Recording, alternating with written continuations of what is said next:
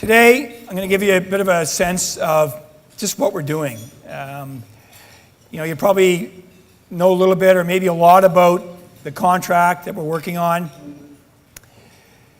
It's a big contract.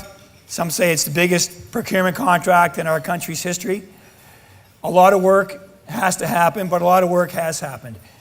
And so I really want to just give you a flavor for just what we're doing and what we have planned and what the opportunities are ahead of us. This is a picture that we took a few months ago. I know Deb tried to get one recently, but we couldn't find a sunny day to get one, but we're okay now. We're going to get some more.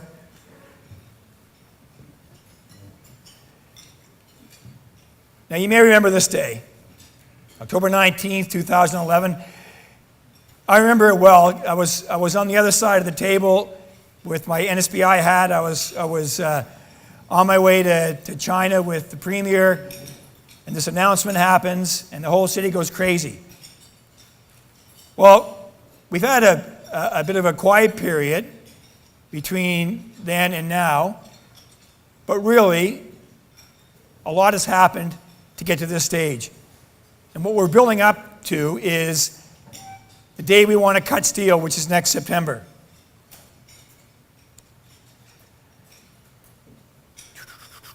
Am I pointing? So this is the old shipyard. This is all gone. We've made some significant changes. And sometimes it's kind of hard to see where the shipyard is, unless you're kind of looking at it now. We're looking at it coming over the bridge.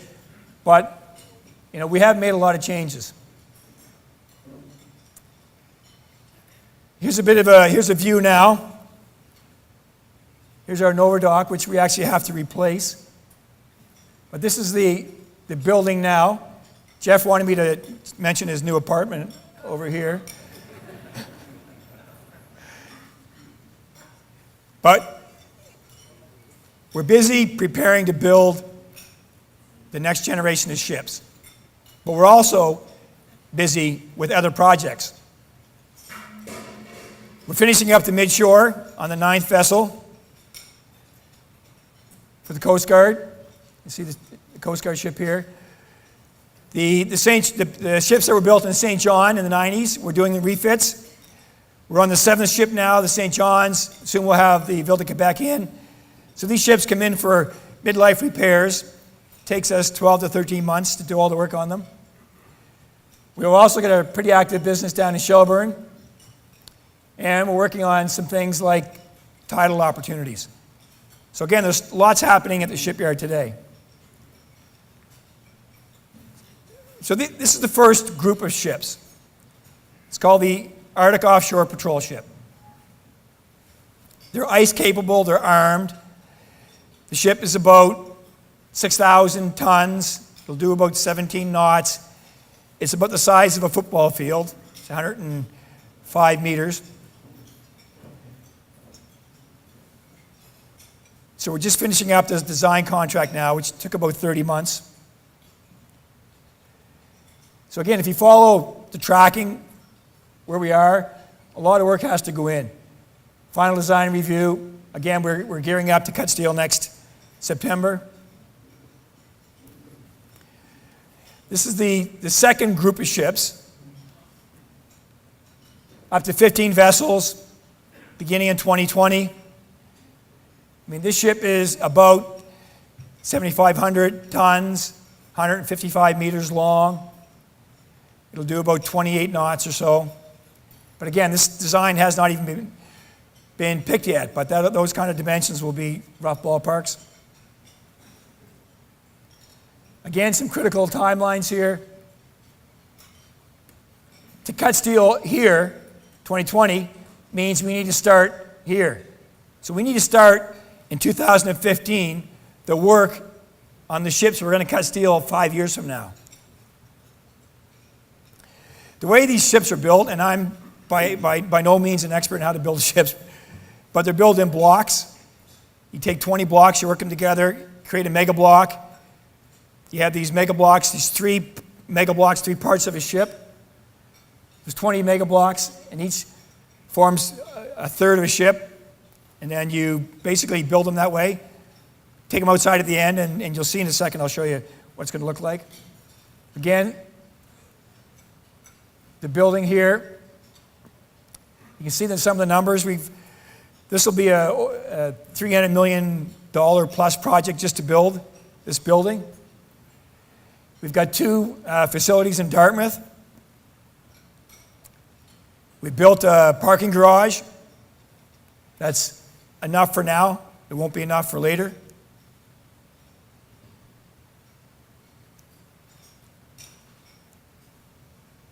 So this is the old facility over in Dartmouth on Windmill Road. Just come over the bridge. Can you notice it now?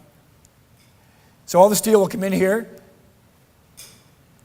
marked, cut, formed, kitted, and will come across the bridge a couple times a day.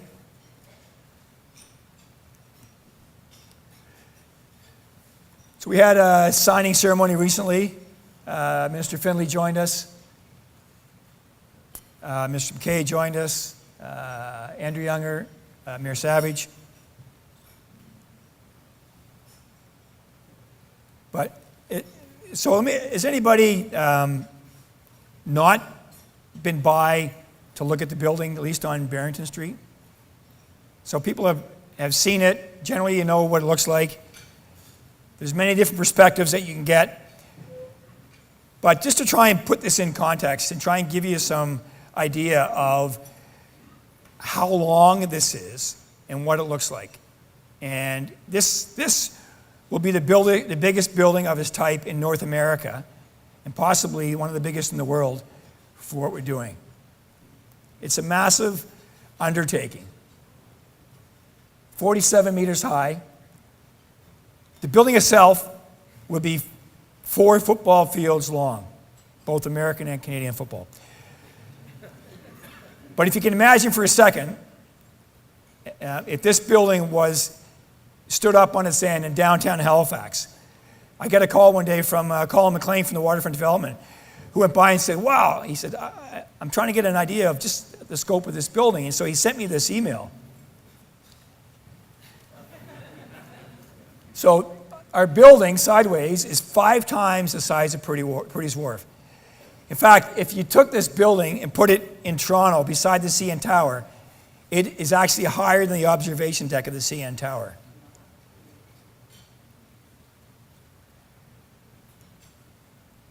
Again, the car park, lots of work, pier work, refurbishing. So here's the building. I'm going to take you through just a little tour so you can see the inside of it. We're going to be airtight by December, and it's all race best. Sean's going to make that happen. And we're going to be ready for next July, August, September to cut steel. So a lot of work. There'll be close to 500 people working on this building.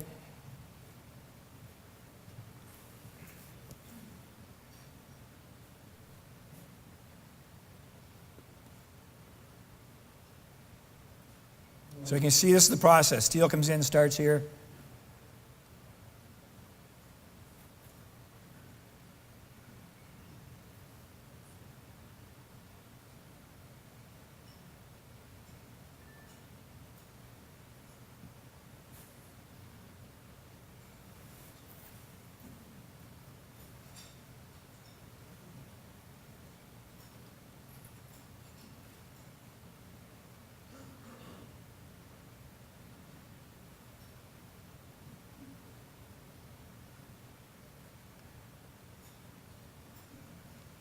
You can see how many floors here. We're going to have washrooms and lunchrooms and that on each floor.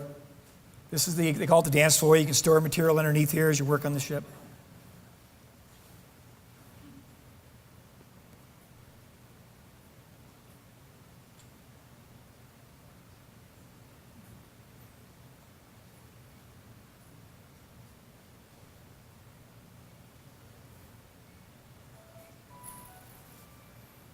Hold my call, sorry.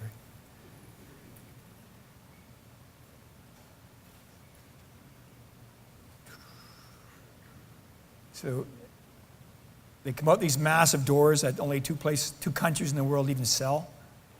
So when they come out, again, they come out in 3 pieces. And the CSC will come out in 4 pieces.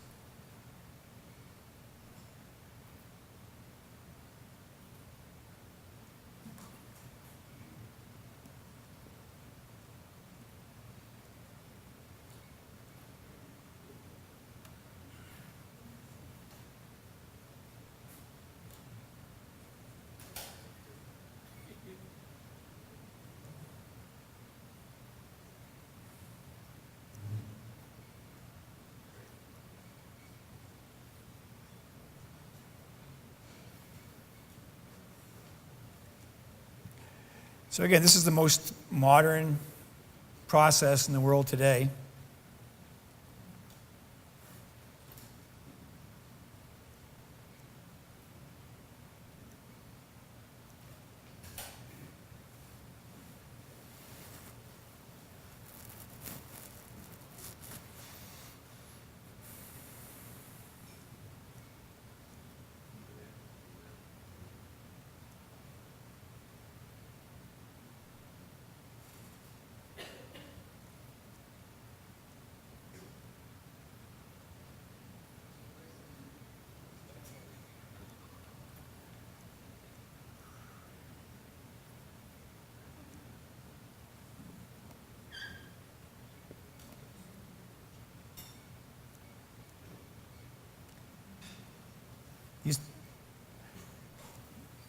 So a lot of work has to go in to getting ready before we even start. Completely changing some of the way work is done. Infrastructure, architecture system, people skills. Canada said to us, to get the contract, we need to hit target state. We need to be as good as any place, anywhere. 832 world-class standards to meet. We have to change 700 processes. Develop 400 new ones, a completely new IT system. These are mammoth undertakings. Takes a lot of people, a lot of work, even just to get ready. Training, and more training. So, we need to look at, first of all, to gear up to Castile, we need to get people back from out west. We need to retrain people that are used to repairing ships to teach them how to build a ship. And we also need to start educating younger people on the opportunities here. And again, we're looking for lots of different types of people. We're out in the market now looking for 6 different types of engineers, project managers.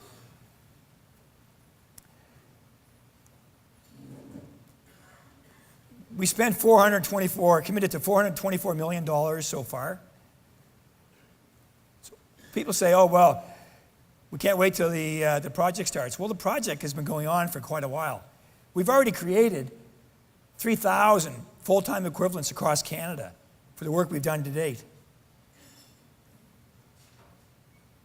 We've already pumped lots of money back into the economy. In Nova Scotia alone, 1,500 full-time equivalents. Lots of consumer spending. So 35% of the work so far has gone to Nova Scotia companies. Companies ask me, how do I, participate in this contract? First thing is we tell people to get on the supply chain. But second thing, we actually have a commitment that 15% of our work has to be with small businesses. So we need to be able to work with companies across Canada, but ideally, within Nova Scotia, we need that supply chain. This is a really cool thing that we've done. We have this interactive map now that basically every time a PO is issued, we can track it. We can track it to anywhere in Canada. We can do it by right to the persons, to the street, but we can do it by provincial riding, federal riding, by vendors. It's all an up-to-date thing. And it's kind of neat when you actually have a politician in. You can actually show them the riding and the street addresses of all the companies that we're dealing with today. And again, as you can expect, most of the work so far has been in Nova Scotia and Ontario. In fact, the steel comes from Hamilton. We've got over 2,000 people already on our register, 1,600 Canadian companies and close to 700 Nova Scotian companies. We also have a commitment of 0.5% of all the revenue that we get has to be invested back into the marine industry in Canada. So we've got initiatives with community college, IORE, local group, Halifax Marine Institute, UBC, DAL. So we have lots of initiatives on the go here.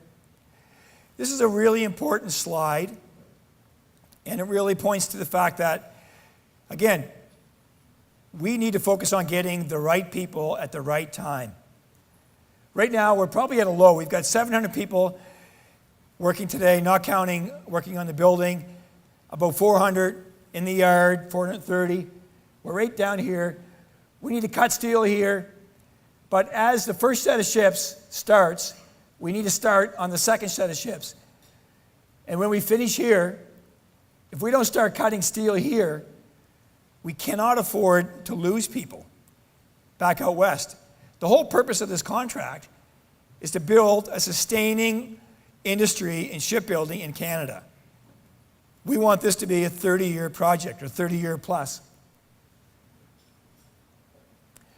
We also are working with the community college on an initiative to work with underrepresented groups to build skills for the industry. So I want to finish with a timeline, but at the end of the day, this is a very significant project, not just for our country, but for our region and our city. It's not the only thing happening. We realize that there are lots of things happening, but it's really important for us that people become aware of the significant opportunity for us, for our kids, grandkids, that we really put Nova Scotia on the map internationally, and that we showcase the fact that we can do things as well as any place in the world. So I want to thank the Port again for the opportunity to come today to showcase what we're doing. I'm going to finish with a little timeline so you can see what's been happening over the last couple of years at the Port. So again, thanks very much for the opportunity.